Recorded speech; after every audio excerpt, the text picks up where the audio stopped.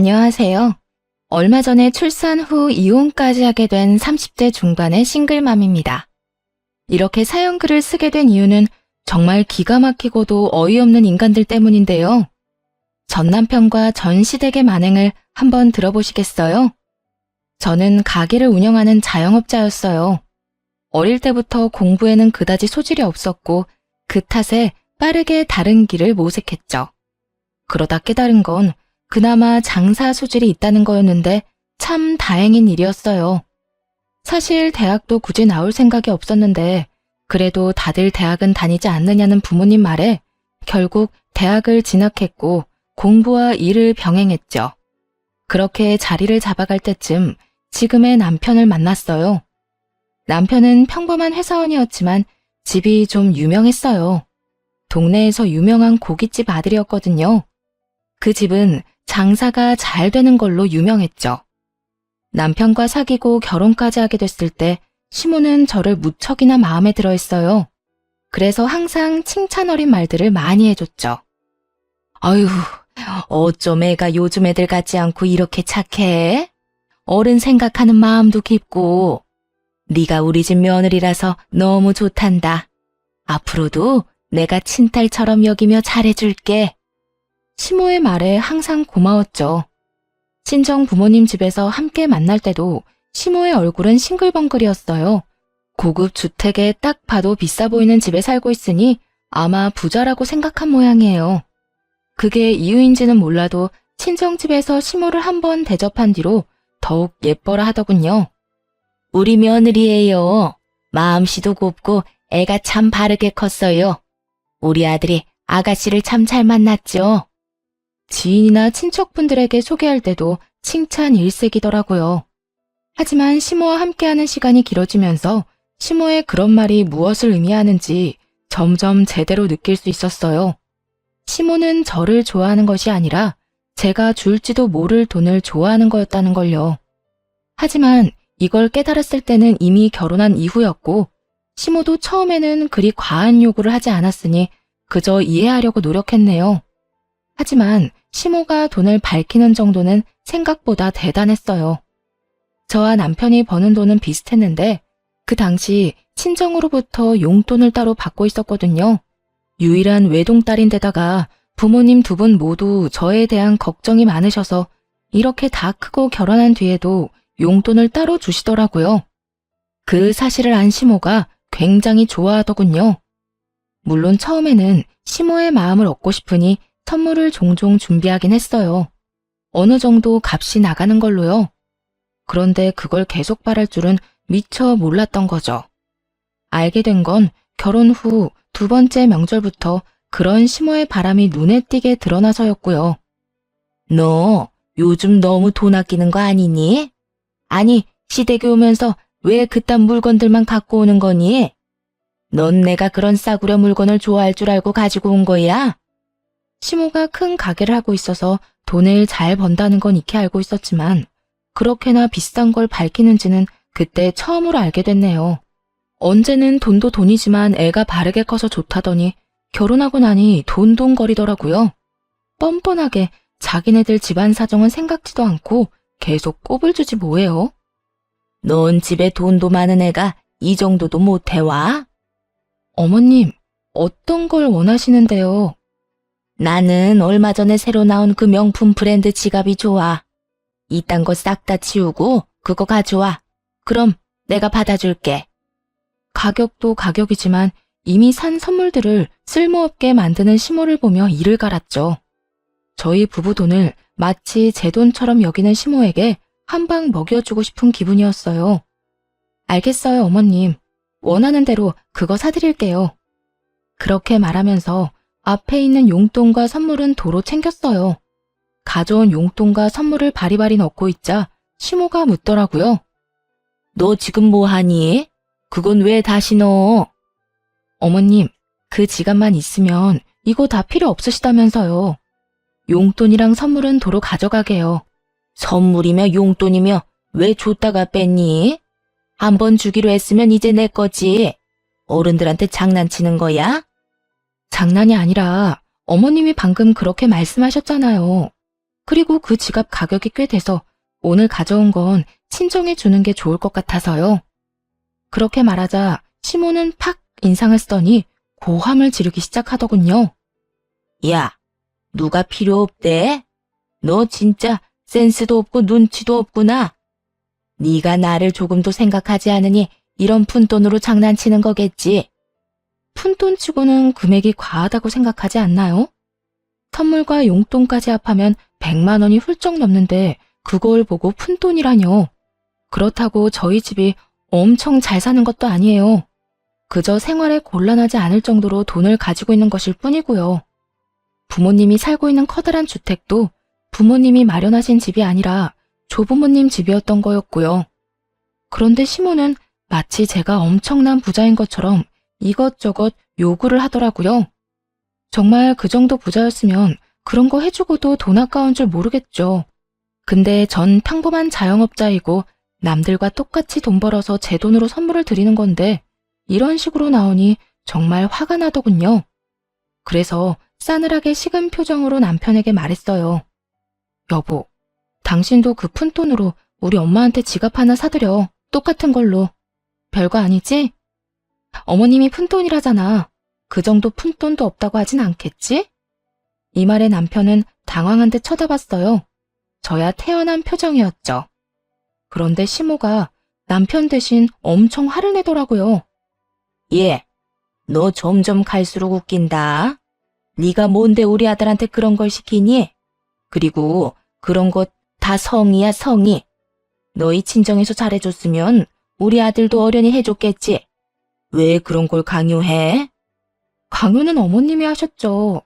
성의가 중요하다고 하실 거면 어머님 아들이야말로 저희 친정집에 그 푼돈보다는 훨씬 더 많이 성의를 보여줘야죠. 매달 받아 쓰는 용돈도 생활비로 다 나가는데 그렇지 않나요? 그렇다고 어머님이 저희한테 용돈을 주시진 않잖아요. 그래도 그렇지. 그런 걸 남편한테 다 떠넘기면 어떡하니? 너는 생각이 있는 거야, 없는 거야? 그리고 집도 잘 사는 애가 그 정도 돈 가지고 왜 이렇게 발끈하는 거야? 어머님이 모르시나 본데 저희 돈 따로 각출해서 양가 부모님 용돈도 드리고 선물도 사드려요. 근데 어머님 덕분에 저희 명절에 매번 나가는 돈 규모가 커졌거든요. 그게 무슨 말이야? 네 돈으로 우리한테 이런 거 해주는 거 아니었어? 제가 그런 큰 돈이 어디 나서 해주겠어요? 어머님한테 이렇게 해드리는 것도 친정에 해드리는 거 줄여서 해드리는 거예요.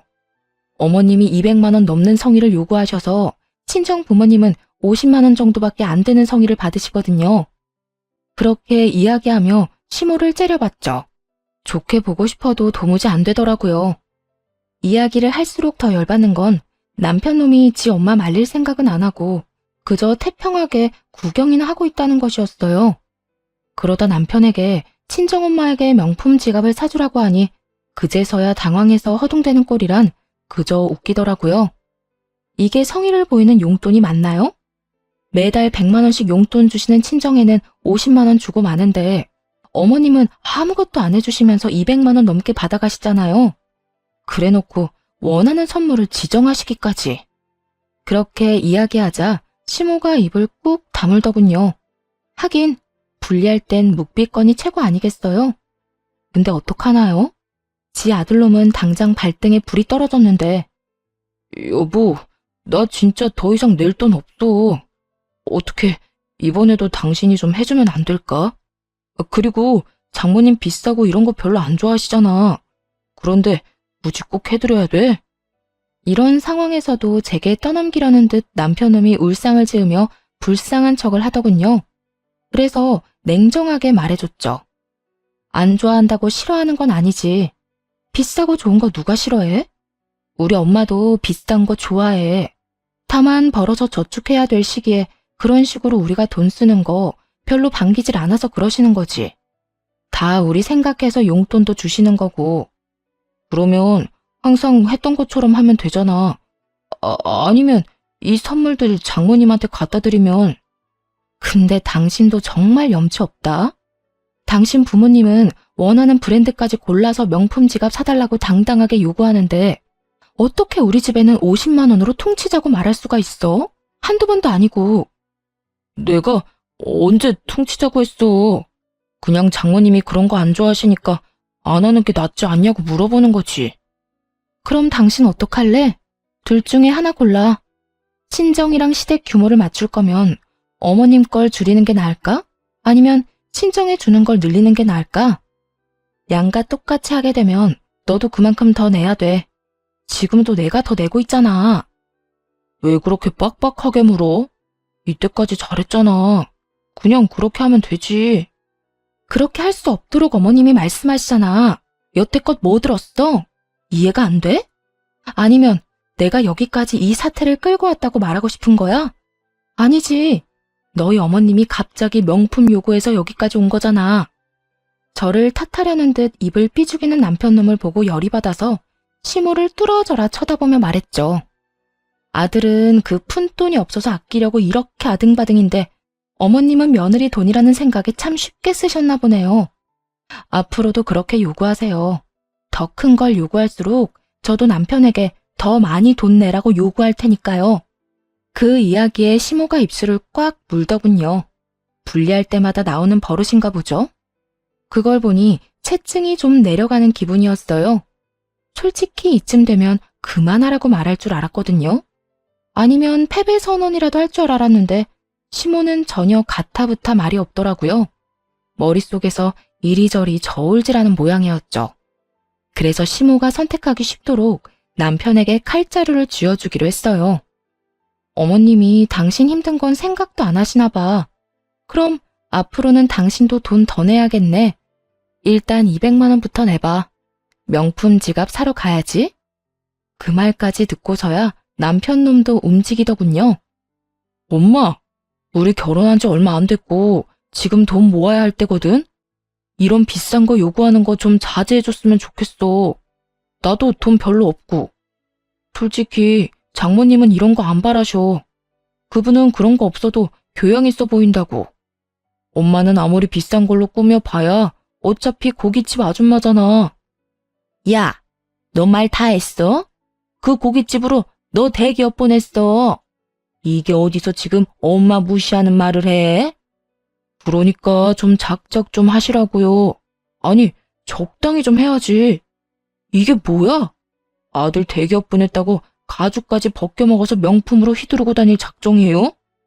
적나라하고도 필터 없이 솔직한 남편놈의 말에 시모의 얼굴은 벌겋게 달아올랐고 그제야 됐다며 다 치우라고 하더군요. 됐어. 다 치워.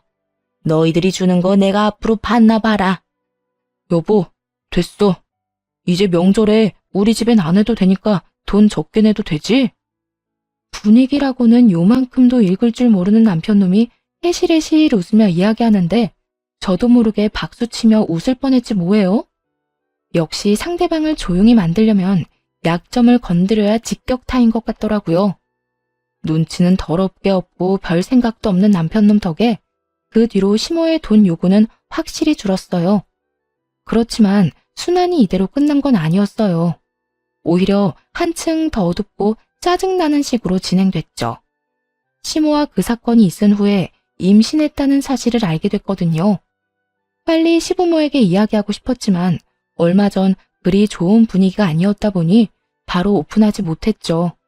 친정에는 이 좋은 소식을 먼저 전해드렸고요. 엄마, 나 이제 곧 엄마 돼. 우리 애기 이제 8주야. 뭐? 정말? 잘됐다. 이렇게 빨리 애가 생기다니. 엄마가 너무 느긋하게 생각하고 있었나 보네. 조리는 친정에서 할 거지? 엄마 힘들게 어떻게 그래. 자주 애기 데리고 갈 테니까 조리는 조리원에서 할게요. 너무 서운해하지 말고. 다 엄마 생각해서 하는 말이야. 내 맘 알죠? 친정엄마는 몸이 많이 약한 분이세요. 만성적인 무릎 통증이며 혈액순환 장애로 고생하시는데 그런 어머니에게 산후조리라는 힘든 일을 시킬 수는 없었죠. 하지만 만약 그때로 돌아가서 고를 수만 있다면 고민 없이 어머니를 택할 거예요. 이런 일들이 벌어질 줄 알았다면요. 이때 친정엄마는 서운해하면서도 축하한다고 인사해줬어요. 그런데 그날 이후로 친정이 부산스러워지더라고요. 이사 준비를 한다고요. 깜짝 놀랐죠. 그 주택에서 부모님이 계속 살 줄 알았거든요. 어디 마음에 안 드는 게 있거나 관리하기 힘들었나 보다 하는 생각을 했죠. 친정엄마가 그 집 관리하기 힘들다고 말한 적이 몇 번 있었으니까요. 차라리 같은 평수라면 아파트로 가고 싶다고요. 저야 주택이 더 좋았지만요. 친정 부모님이 이사 준비에 바쁜 이때부터였을 거예요. 시모가 저를 보는 눈빛이 달라졌다는 게 피부로 느껴지더라고요. 지난 명절에 명품 지갑 사건 이후로 시모가 저를 곱게 보지 않는다는 건 알고 있었지만 더 나아가서 아예 눈빛이 감시하는 것처럼 바뀌었더군요. 시모가 저런 식이니 애를 임신했다고 직접 전하기가 좀 꺼려질 정도였으니까요. 그 소식을 남편에게 말해달라고 부탁했을 정도면 말 다 한 거 아닌가요? 남편은 정말 아무 생각 없이 시댁에 가서 임신 소식을 전하고 왔더라고요. 그런데 그날 이후부터 남편도 뭔가 대면대면하게 변한 것 같은 기분이 들었어요. 이상하다 싶었지만 시모에게 싫은 소리라도 들었나 싶었죠. 그런 일이 한두 번도 아니었고 그 당시 신경 쓸 건 그거 하나뿐만이 아니었거든요. 친정에 임신한 걸 밝히고 한 달쯤 뒤에 친정엄마가 잠깐 보자며 저를 부르는 일이 있었어요. 호텔 레스토랑이었는데 약속 시간 맞춰 나갔죠. 그런데 그 자리에는 부모님 말고도 웬 남자 하나가 있더라고요. 딸, 인사해. 우리 집 리모델링 맡아주실 업체 사장님이셔. 사장님은 생각보다 젊은 분이었어요. 인사를 하고 앉으면 물었죠. 엄마는 엄마네 집 공사하면서 왜 딸을 불렀어? 아, 맛있는 거 사주려고? 아니, 엄마 작은 평수로 이사 가는 곳은 이미 리모델링이 다 된 집이라 조금만 고치면 돼. 이분은 너희 집 고쳐줄 분이시지. 엄마 살던 큰 주택 네가 들어가서 살아 앞으로. 엄마랑 아빠가 주는 출산 선물. 어때? 서프라이즈 다 왔어? 이 아빠가 아무리 생각해도 말이지. 우리 딸이 지낼 집인데 거기서 살 사람 의견도 중요할 것 같아서 부른 거야. 식사하고 나서 두 사람이서 잘 이야기해서 집 예쁘게 고쳐서 써. 알았지? 정말 깜짝 놀랐어요. 그 집을 줄 거라고는 생각도 못했거든요. 어릴 때 할머니, 할아버지와 함께 3대가 그 집에서 같이 살았던 적도 있어서 꽤 정이 많이 붙은 집이었는데 그걸 선물로 준다니 감동이었죠. 그것 때문에 작은 평수로 이사 간 거야? 그렇게 안 해도 되는데. 그럼 명이라도 아빠랑 나 반반할까? 그것도 좋은 생각이지. 대신 너희 집 팔고 나서 생긴 돈에서 우리가 준 돈은 다시 돌려줘야 하는 거 알지? 계산은 바르게 해야지. 당연하죠. 걱정 마. 그거 팔고 아버지가 그때 지원해준 돈 꼭 다 갚고 들어갈게요. 고마워요, 아빠, 엄마. 너무 행복했어요. 그렇게 행복을 곱씹으며 밥을 먹고 인테리어 직원분이랑 커피숍에서 이야기까지 끝냈죠. 원하는 옵션을 이야기하고 바로 생각이 안 나는 부분은 다음 주에 다시 만나 상의하자고 이야기하고 나왔어요. 그렇게 나오면서 생각했죠. 남편에게는 진짜 서프라이즈를 해주면 좋겠다고요. 그래서 때가 될 때까지 숨기기로 했어요. 그 뒤로도 몇 번 더 그 사장님과 만나서 이야기를 나눴고요. 남편에게는 비밀로 하고 여러 집의 도면을 찾아보고 TV로 집 소개해주는 곳도 보면서 더 좋은 집으로 바꿔보려고 열심히 이것저것 공부했네요. 기분이 참 좋더라고요. 제 집을 꾸미는데 제 의견이 들어간다는 게 생각보다 정말 즐거운 일이었죠. 그런데 그렇게 즐거운 시간을 보내고 있던 어느 날, 시모가 잠깐 시댁으로 오라며 연락을 했어요. 평상시에 잘 부르지 않는데 무슨 일로 부른 걸까 싶어 시댁으로 갔죠. 그런데 시댁 분위기가 착 가라앉은 것이 심상치 않더군요. 남편도 그 자리에 있기에 남편 옆에 가서 앉았어요. 그런데 엉덩이를 대고 앉자마자 시모가 탁자 위로 서류 봉투를 하나 탁 내려놓더군요. 얌전한 고양이 부뚜막에 올라간다더니 너 참 대단하네. 어떻게 시어머니랑 남편 몰래 남자를 만나고 다닐 수가 있어? 당황하기도 하고 뭔 소린가 싶어 봉투를 열어 안에 있는 사진을 확인했죠. 그랬더니 저와 인테리어 업체 사장이 호텔에서 나오는 사진이 찍혀 있더라고요. 순간 뒤통수가 얼얼하더군요. 뒷조사하고 있었다는 것에 배신감을 강하게 느꼈거든요. 뒷장 그 뒷장을 넘길수록 어이가 없었어요. 호텔 사진을 제외하고서는 외도 사진처럼 보이는 건 단 한 장도 없었거든요. 그럴 수밖에요. 항상 서류를 들고 만나서 의견 조율하기 바빴는데 어떻게 그런 사진이 찍힐 수 있겠어요? 긴 말 안 한다. 나는 이런 오점 있는 애를 내 며느리로 인정할 수 없어. 그리고 너 정말 독하더라. 어떻게 너희 친정 망해가는데 나한테, 아니 우리 아들한테 한마디도 안 했니? 이건 또 무슨 소린가 싶었죠. 고개를 들어 황당한 얼굴로 시모를 쳐다보니 그러더군요. 너희 집 망해서 그 집 팔고 작은 평수로 갔다며. 내가 이런 말까지는 안 하려고 했는데 너무하는 거 아니니? 네가 우리를 믿지 못하고 숨겼으니 우리도 너 믿을 필요 없겠지. 이 이야기를 듣는 순간 딱 감이 왔어요. 이 인간들이 제 외도를 탓하고 싶은 게 아니라는 걸요. 외도는 명분이고 실제로는 우리 집이 망한 것 같으니 너랑은 인연 끊겠다. 이 생각인 거였죠. 눈을 질끈 감게 되더라고요. 남편과 여태 쌓아올렸던 것들은 다 뭐였지? 우리의 결혼이 이렇게 허무한 거였나? 수만 가지 생각이 머릿속을 맴도는데 남편 놈은 여전히 조용하더라고요. 남편에게 물었어요. 당신도 그렇게 생각해? 내가 정말로 외도했다고 생각하는 거야? 우리 뱃속의 애는 어떡할 건데? 지금 이혼하면 애는? 남편 놈은 시모에게 무슨 소리라도 들었는지 입을 다물고 아무 말도 하지 않더군요. 이놈이 이렇게 뒤통수를 칠 줄이야. 상상도 못한 반응에 남편 놈을 탓하자 시모가 강한 힘으로 떼어놓더라고요. 이게 어디서 남의 귀한 아들 멱살을 잡아? 야, 뱃속의 애가 누구 아인지는 모르지. 그러네, 우리 집안 핏줄로 못 받아들여. 어디서 뒹굴다 왔는지 모르는 년이 뭔 거짓말을 못하겠어? 그럼 친자 검사라도 해요.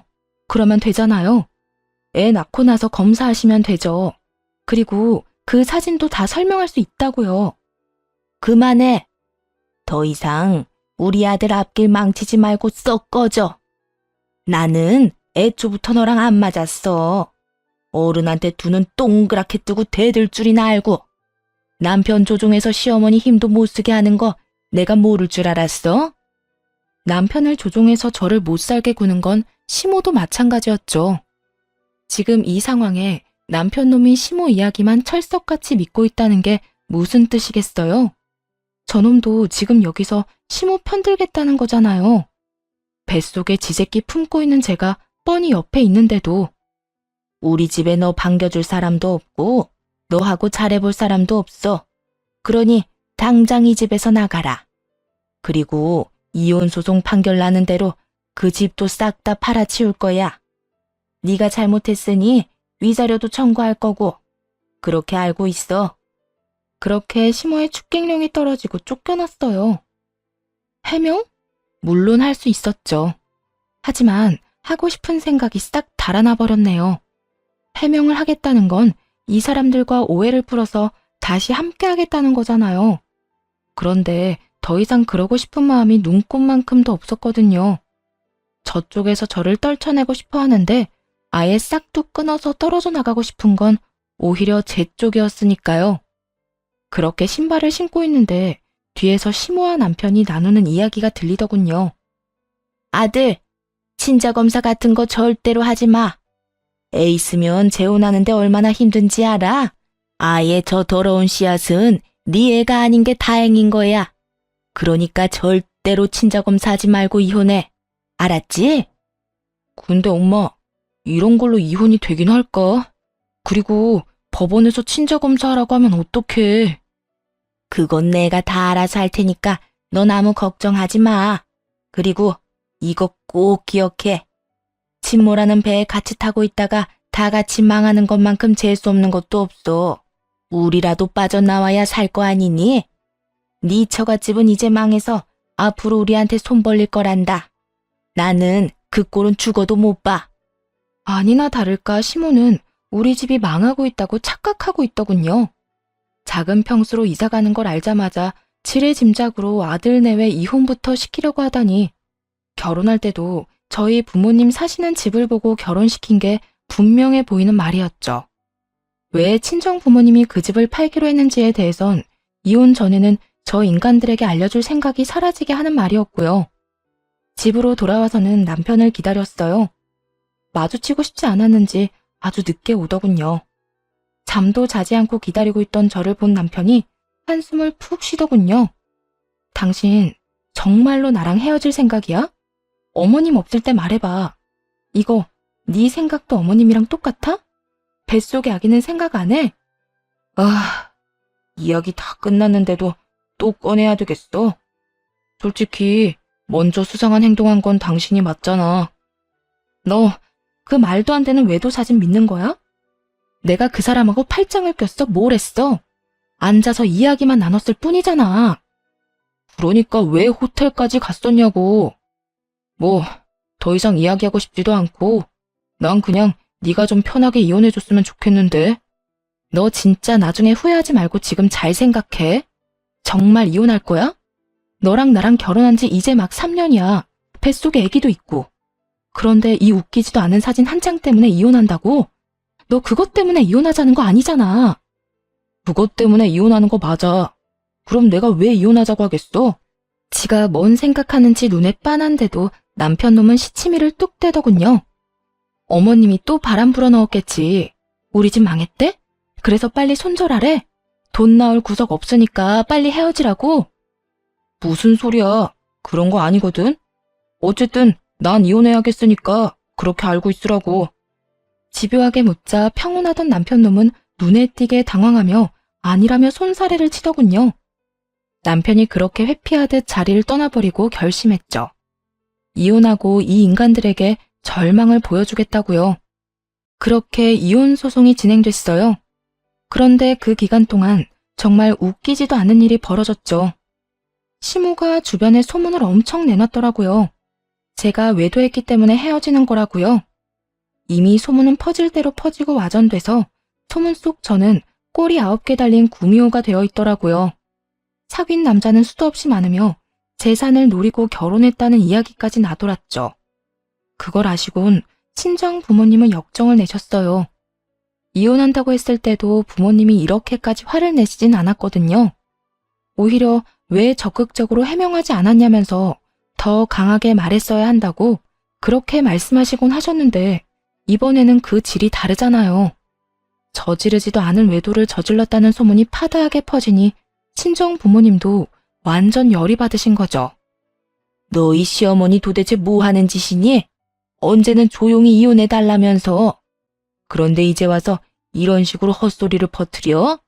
이 인간들이 진짜. 엄마, 그냥 놔둬요. 이혼하면서 자기들이 무슨 짓을 저질렀는지 똑똑히 알려주면 되니까.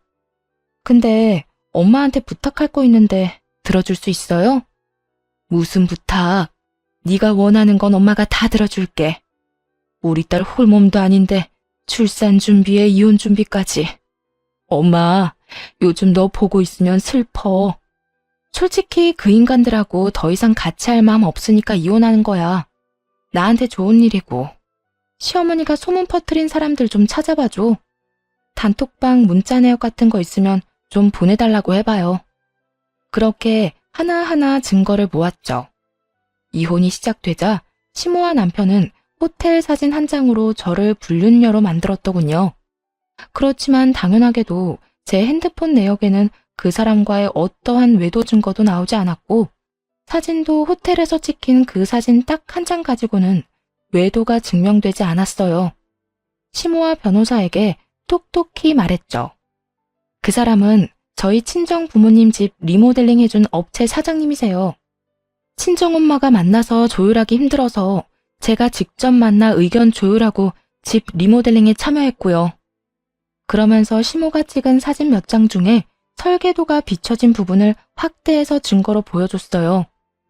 저희가 만날 때마다 탁자 위에 펼쳐놓은 건 집 설계도면이고요.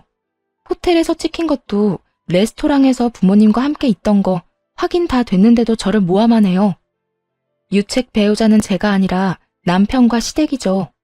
없는 죄를 만들어 이혼시키려고 하니까요. 결국 제 외도는 증거 불충분으로 받아들여지지 않았지만 남편 놈과 시모는 수긍하지 않았어요. 그리고 이내 제 뱃속의 아이가 자기 아이가 아니라며 친권과 양육권까지 포기하겠다고 말하더군요. 나는 친권, 양육권 다 필요 없어. 그리고 그 뱃속의 아이가 내 아이가 아니라고 확신해.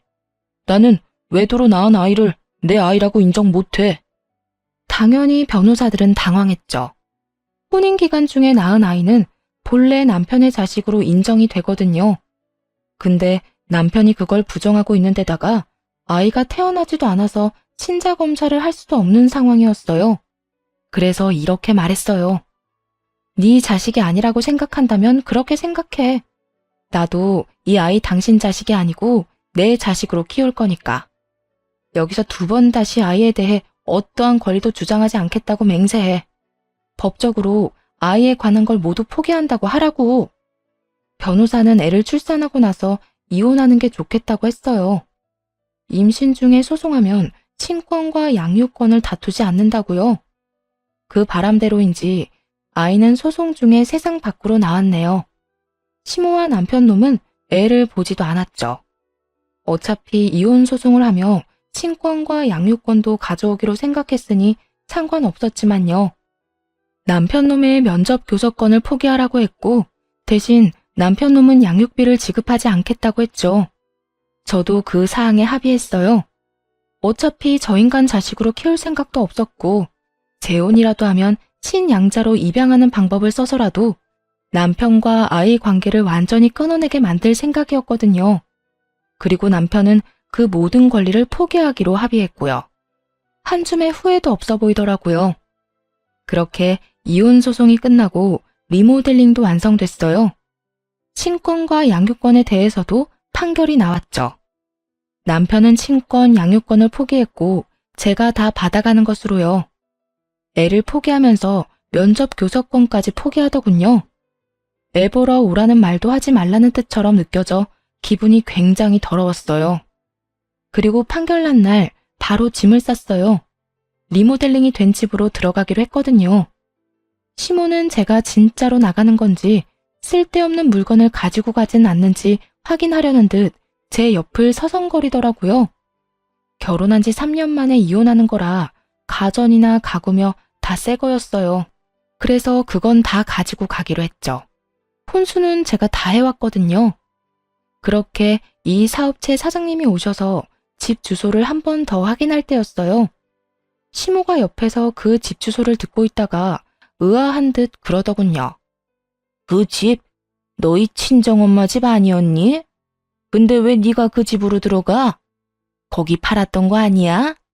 그래서 너희 부모님은 작은 평수로 옮겨간 거 아니니? 아닌데요? 저희 부모님이 출산 선물로 리모델링해서 주기로 한 거예요. 출산에 맞춰서 청소까지 끝나서 들어가는 거고요. 이혼했으니 이제 저랑 애랑 둘이서 살겠죠. 뭐? 너희 집 망한 게 아니었어? 넌 그런 걸 왜 말 안 했어?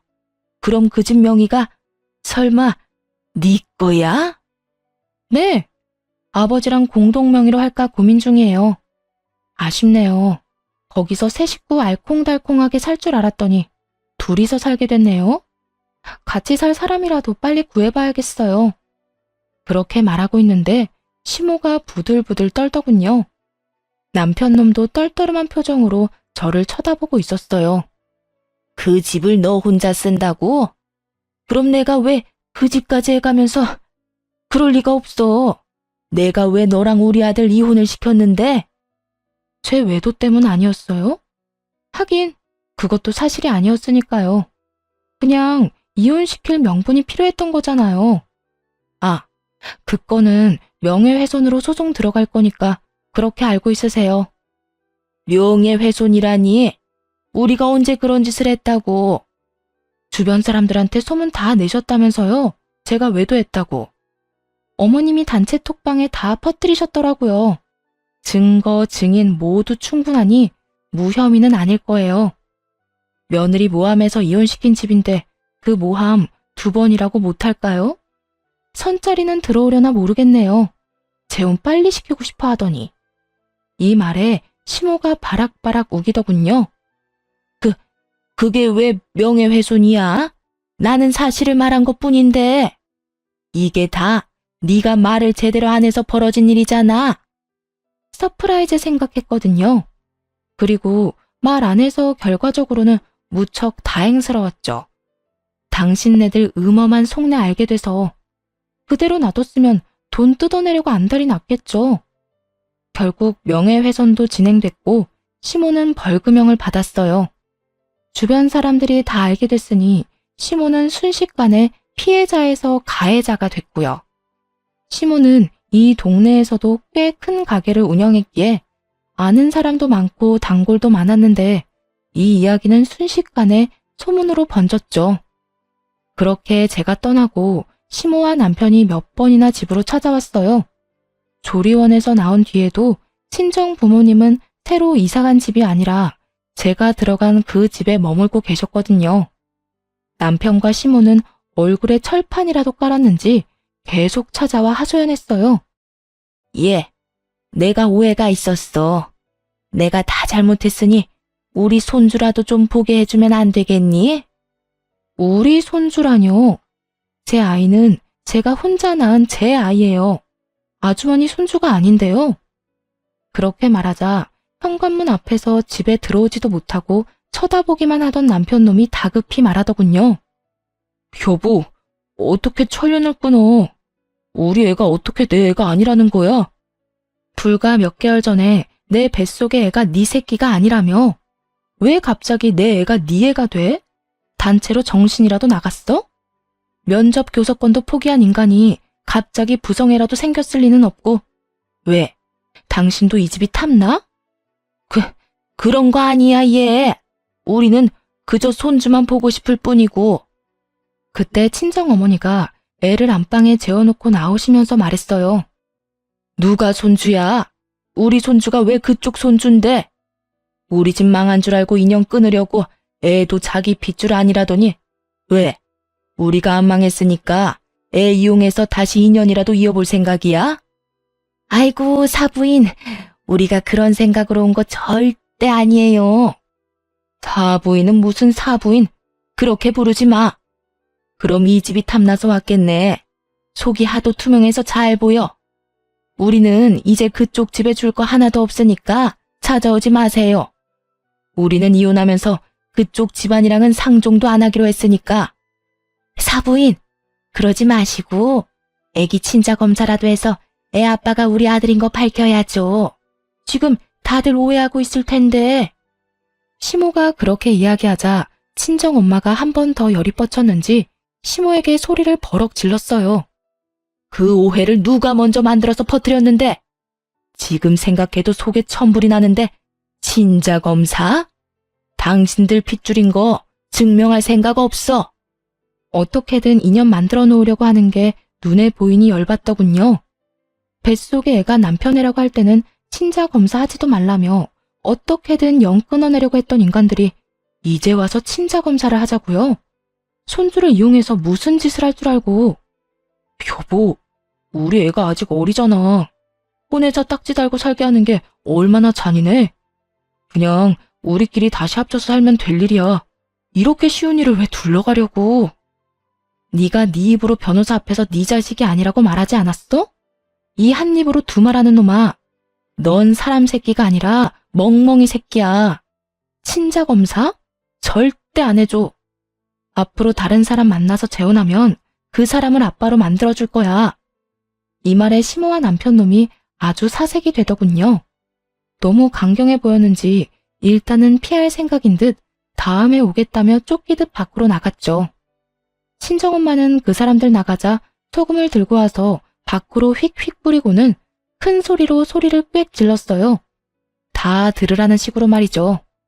재수가 없으려니까 별 미친 것들이 집에 들어오고 난리야. 그러고는 집에 들어오며 그러더군요.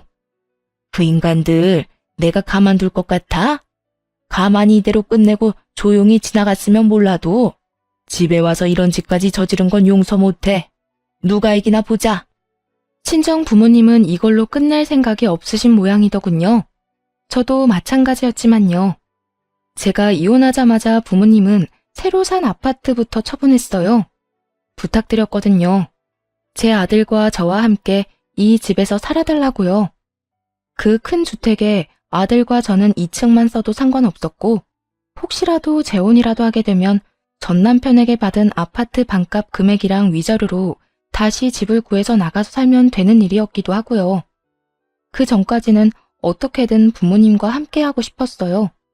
그걸 알고 부모님도 그 작은 평수의 아파트는 처분한 거죠. 그렇게 1년 반쯤 지나니 애를 키우는 재미가 있었어요.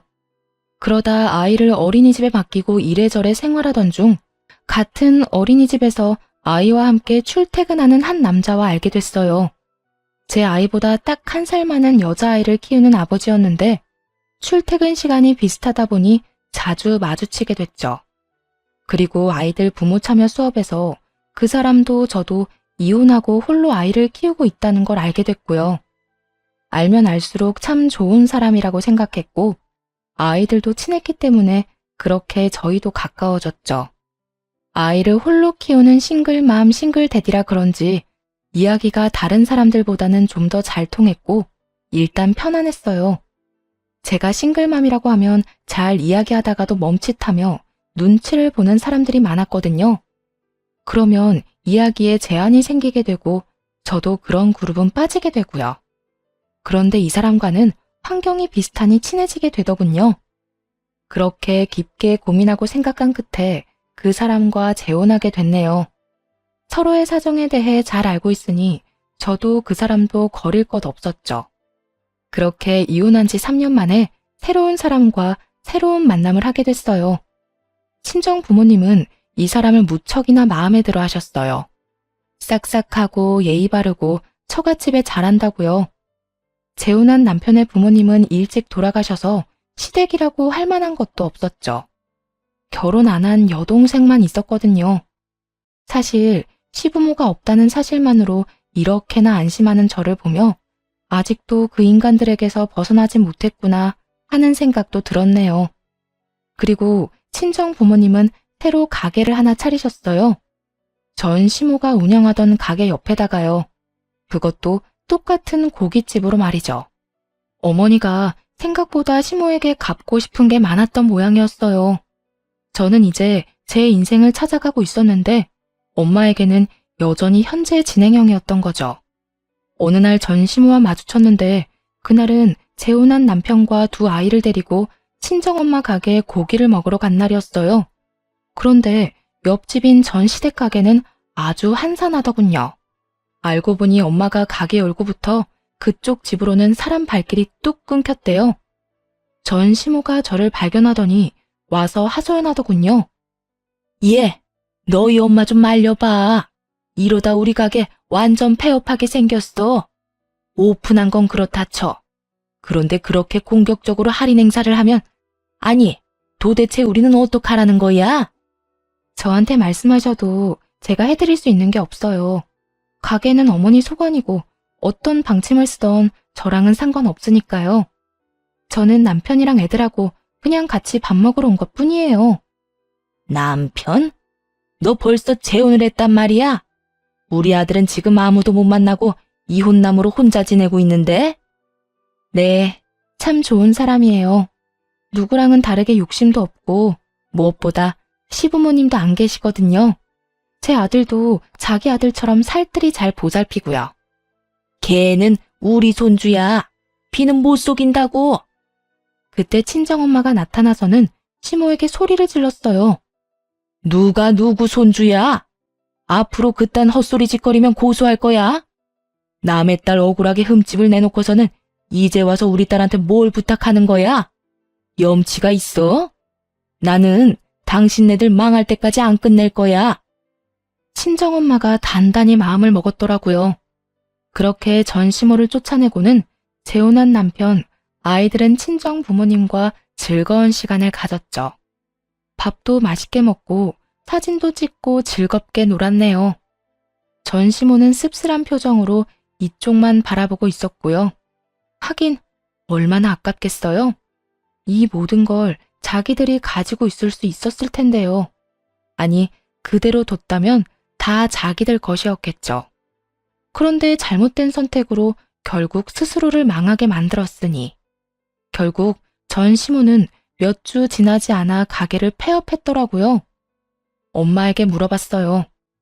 근데 장사도 엄마보다 더 오래 해서 단골 손님도 많을 텐데 왜 폐업까지 하게 됐어? 그 정도로 안 되지 않아 보였는데.